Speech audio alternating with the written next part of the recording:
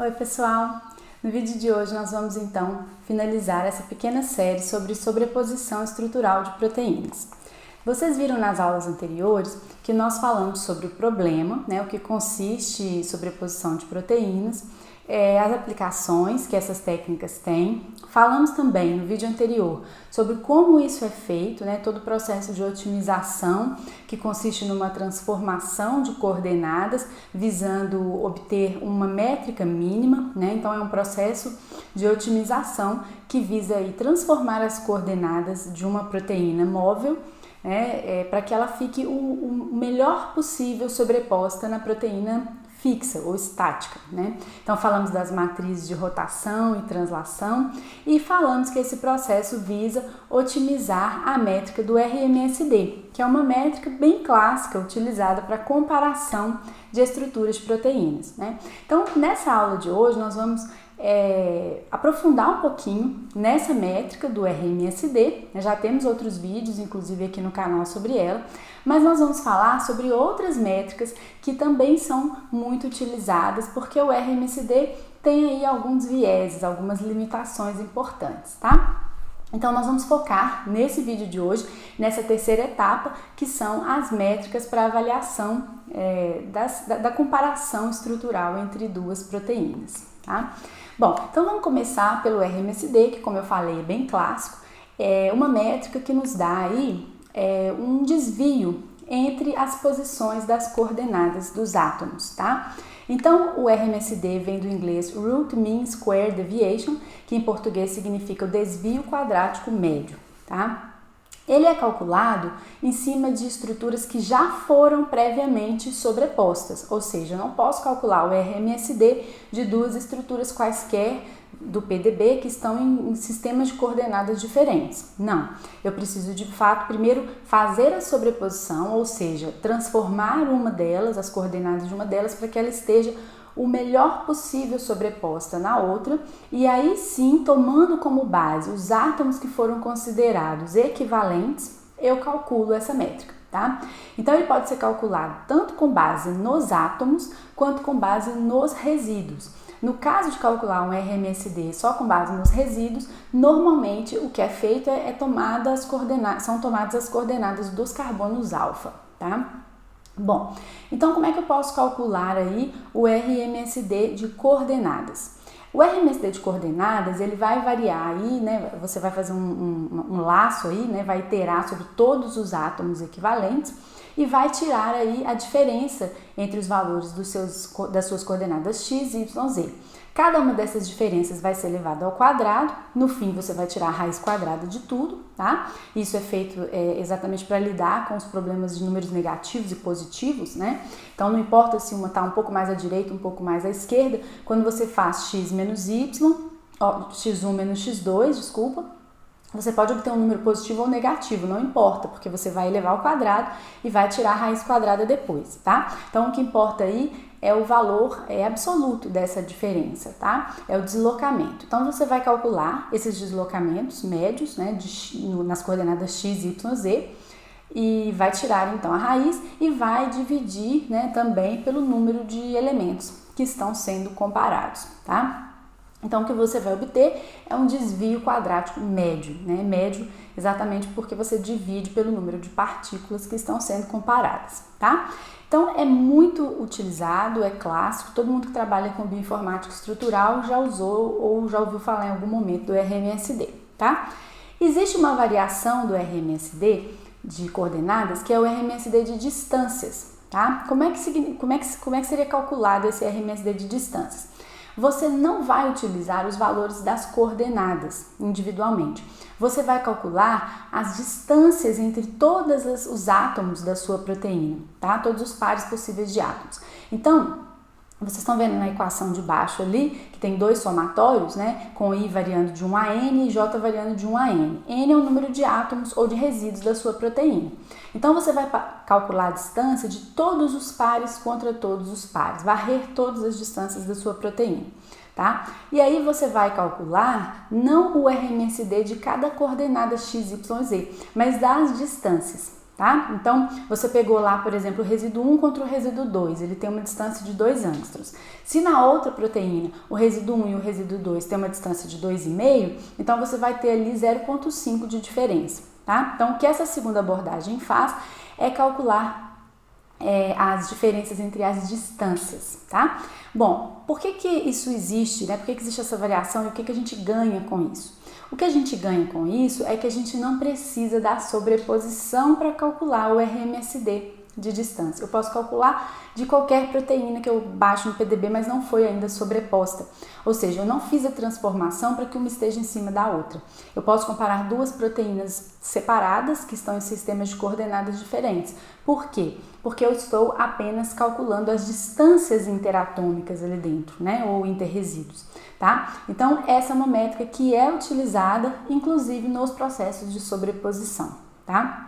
Quando a gente falou do método DDP, né, que é de Double Dynamic Programming no vídeo anterior, a gente fala exatamente do uso dessa métrica, tá? Que é o RMSD de distâncias. Então, é uma métrica um pouco diferente, tá? Que tem essa vantagem de eu não precisar sobrepor, de poder comparar proteínas em sistemas de coordenadas diferentes, mas ela tem uma desvantagem, que é o seguinte, estruturas especulares, elas têm o mesmo RMSD de distância, embora sejam diferentes, tá? Então, imagina duas moléculas, né, que uma seja a outra olhada no espelho. Elas são parecidas, mas são diferentes, né?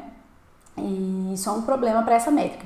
Contudo, não nos importa tanto, porque em proteínas isso não vai acontecer, né? A gente não tem uma proteína que é o especular da outra. São moléculas muito complexas para isso ser possível, viável, né? Então, são os dois RMSDs que existem, o RMSD de coordenadas e o RMSD de distância. Quando não for falado nada, provavelmente você está trabalhando com o RMSD de coordenadas, que é o mais tradicional e o mais utilizado, tá bom?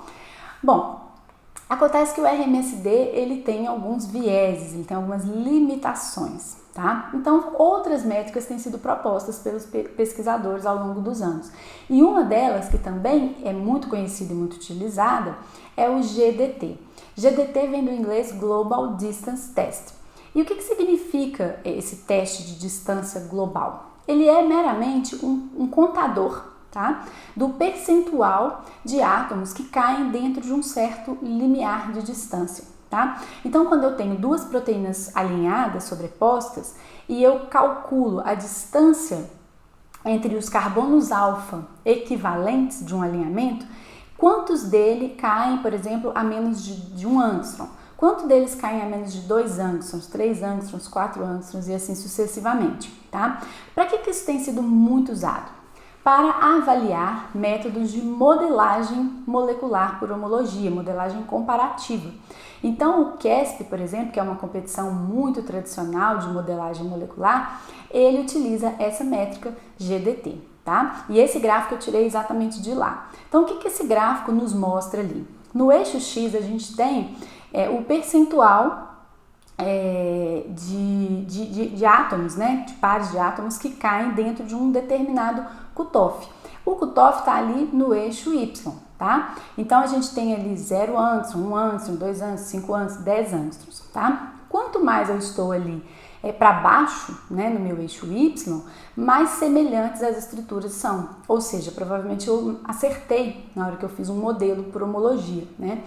Quanto mais para cima, menor a qualidade, porque eu tenho muitos pares de átomos numa faixa de distância muito grande, tá? Então, quando eu caminho ali também para a direita, o que acontece? Eu tenho um alto percentual. Quando eu caminho para a esquerda, eu tenho um baixo percentual, tá? Então, o ideal para mim ali seria ter um alto percentual muito embaixo, tá? Então, quanto mais a linha fica ali embaixo, melhor a qualidade. Ou seja, eu tenho um alto percentual de pares de carbono alfa com baixa distância, tá? Vocês vão notar que essa curva, ela tende a andar realmente para a direita e para cima, né? Por quê? Porque quando eu vou caminhando, né, quando eu aumento esse percentual, eu vou ter regiões que são mal alinhadas, tá? Isso vai acontecer normalmente. Então, os melhores métodos são os métodos que conseguem, nesse teste aí do GDT, manter essa curva o mais embaixo possível. Ou seja, eu tenho um alto percentual de pares de átomos bem próximos, tá? Mas notem que o problema de modelagem é um problema difícil, né? Então a gente geralmente vai ter modelos bem desafiadores de serem feitos, principalmente numa competição como o CASP, né? Bom, então eles utilizam lá uma métrica que é chamada de GDT-TS, o Total Score, é o mais usado lá.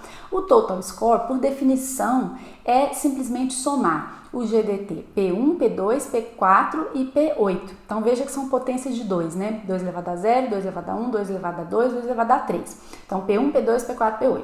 O que é o GDT P1, né? Como ele está explicado, né? O GDT PN denota o percentual de resíduos a uma distância de N angstroms. Então, o GDT-P1 é o percentual de pares de carbono alfa que caíram a menos de 1 angstrom. O que é o GDT-P2? É o percentual de pares de carbono alfa que caíram numa distância a menos de 2 angstroms, e assim sucessivamente. Então, o GDT-TS é uma média desses 4 GDTs aí, o P1, o P2, o P4 e o P8. E ele é muito utilizado no CASP para comparar o desempenho dos métodos de modelagem comparativa, tá? Então, aqui a gente tem até um exemplo que eu tirei do site do AlphaFold, né, do DeepMind, da Google, que mostra como eles tiveram bons índices na modelagem usando o método deles, que é o AlphaFold. Já temos até um vídeo também aqui no canal sobre isso, tá? Se você se interessa. Bom, então a gente tem ali, né, ao longo dos anos, as métricas que os vários métodos que participaram dessa competição CASP, eles obtiveram, ficando ali em torno de 40, 60 no máximo, né, 40% mais ou menos. Então, o que significa? Né, que a média dos GDTs 1, 2, 4 e 8 ficou ali em torno de 40%, ou seja, os modelos construídos por homologia não conseguiram ser melhor do que ter 40% dos átomos ali nesse limiar bom, né, próximo ali. E eles mostram ali que no caso do AlphaFold eles chegaram a 60%, 80%, tá? Então isso é só para ilustrar como é que o GDT tem sido usado e como é que a gente lê essa métrica, né? O que ela significa. Então ela significa que quando eu construo um modelo por homologia, no caso ali os modelos que estão mostrados em azul, e comparo esse modelo por homologia com o modelo em verde, que é o experimental, quantos por cento de pares ali de carbono alfa estão muito próximos, né, numa faixa pequena ali de angstroms, tá? Então é isso que significa o GDT. Ele é menos utilizado que o RMSD, mas também é muito utilizado. Bom, é importante dizer que assim como o RMSD, ele tem um viés, tá? O que eu quero dizer com viés? Quando a gente calcula essa métrica, né, o GDT, e olha o tamanho da proteína, o que vai acontecer? Quanto maior a proteína, né, essa métrica tende a ter um valor que vai ser enviesado. Por exemplo, o RMSD. Quanto maior a proteína, maior o RMSD, maior a chance de ter uma diferença grande do RMSD. Então, as pessoas às vezes perguntam, quanto é um bom RMSD? Depende do tamanho da sua proteína. Se ela for muito pequena, um RMSD de 1 pode ser ruim, mas se ela for muito grande, um RMSD de 1 angstrom pode ser razoável, tá? Então, a mesma coisa acontece ali com o GDT. Essa figura está mostrando que o GDT segue uma lei de potência com o comprimento da proteína, tá? Então, mostra exatamente esse viés. Olha só, um GDT de 0,4, ele pode ser um alinhamento bom para uma proteína de 400 resíduos. Mas para uma proteína pequenininha, por exemplo, 40 resíduos, isso pode não ser tão bom assim, tá? Então, o ideal seria que a gente tivesse uma métrica que não dependesse, não tivesse esse viés com o tamanho das proteínas sendo comparadas, tá bom? Então, é muito importante a gente ter isso em mente, que são métricas muito usadas, mas a gente não pode usar o valor dela, um valor de corte absoluto que seja razoável para todas as proteínas, certo? E aí, por essa razão, surgiu mais recentemente uma outra métrica que tem sido muito usada e muito falada, que é o TM-Score. É uma métrica muito mais complexa, é muito difícil de entender, não é intuitiva, é uma métrica bem calibrada empiricamente, tá? Mas ela é uma métrica que promete um pouco resolver estes problemas, tá bom? Então, o TM-Score, ele é essa equação ali um pouco complexa, né? Que é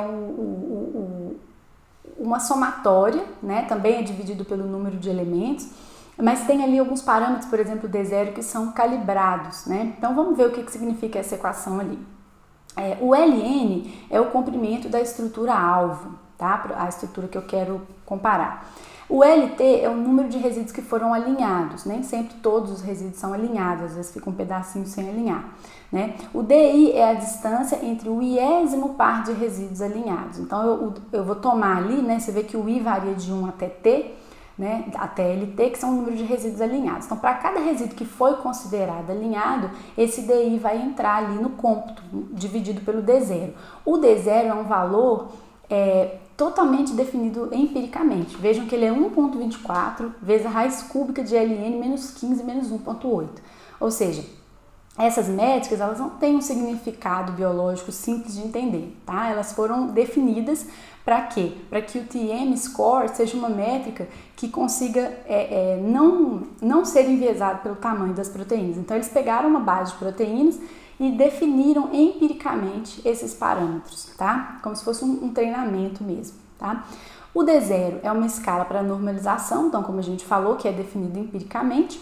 O máximo determina que o TM score ele não é independente da sobreposição, tá? Ele é obtido quando você já tem duas proteínas sobrepostas. Então, aquele max ali está demonstrando isso, que considerando a melhor sobreposição possível entre duas proteínas, eu calculo o TM score, tá? E aí uma coisa importante aqui é que o TM score, por construção, ele foi criado para estar nesse intervalo entre 0 e 1, tá? Ele nunca vai ser 0, mas ele pode chegar a 1, tá bom? Então pode ser um número pequenininho, próximo de 0, até 1. Então, quanto maior o valor, né, do TM score, mais próximo de 1, melhor o seu alinhamento. E ele tem essa promessa de não ser enviesado com o tamanho da proteína, tá bom? Então, as vantagens dele são essas, né? Ele é mais sensível à topologia globalmente do que a pequenas variações, tá? Porque se você pegar, por exemplo, o RMSD e você tiver um pedacinho ali muito variável, ele vai desviar o seu RMSD. O TM score, ele tem essa vantagem de que ele não considera os resíduos não alinhados, ele considera apenas os alinhados. Então, ele não é enviesado por diferenças locais, tá? Além disso, ele é normalizado, de forma que ele independe do tamanho da estrutura, situa-se nesse intervalo fixo entre 0 e 1, de forma que já foi demonstrado nos artigos deles que 0,17 é um bom limiar de corte, ou seja, 0,17 para baixo são estruturas aleatórias, que não tem nenhum relacionamento evolutivo estrutural, né? E acima de 0,17 começam a existir, então, sobreposições significativas, tá? Então é bem interessante ter esse limiar de corte, coisa que a gente não tem com as outras métricas, que são RMSD e GDT, tá? Então, recapitulando o que a gente falou nesse vídeo, o RMSD é o Root Mean Square Deviation, ou desvio quadrático médio, ele é clássico, ele está definido no intervalo de 0 a infinito, pode ser um número muito grande, dependendo das proteínas, né? Ele tem esse viés bem importante, significativo pelo tamanho das estruturas e, além disso, ele é sensível a pequenas distorções em porções da proteína, tá? Então, um N terminal muito desviado, um loop muito desviado, ele impacta no RMSD consideravelmente. O GDT é uma métrica muito usada, pode até se dizer clássica também, na comunidade de modelagem, tá? Comparativa, significa Global Distance Test. Ele está definido também num limiar mais fixo entre 0 e 100, né, porque ele é um percentual, basicamente é o percentual de carbonos alfa que caem num certo limiar, né, de distância, e ele é enviesado também, tá? Então já foi mostrado que ele segue uma lei de potência com relação ao tamanho da proteína, de forma que proteínas maiores tendem a ter um GDT pior, tá bom? Por fim, o TM Score, que a gente terminou aqui vendo, né, que significa Template Modeling Score, ele é definido no intervalo entre 0 e 1 e ele é a métrica mais contemporânea e que vem sendo mais utilizada para estimar realmente a relação evolutiva e funcional entre proteínas sobrepostas, né, porque ele tem essa promessa de que não é enviesado pelo tamanho da proteína, tá? Então, essas são as principais métricas. E essa foi a nossa série sobre sobreposição estrutural. Espero que tenha sido útil. Se vocês tiverem mais demandas de conteúdo sobre esse assunto, deixem aqui pra gente, tá bom? E vamos pedir que vocês não deixem de curtir também esse vídeo, compartilhar com aqueles que podem ter interesse nesse assunto também. Até o próximo!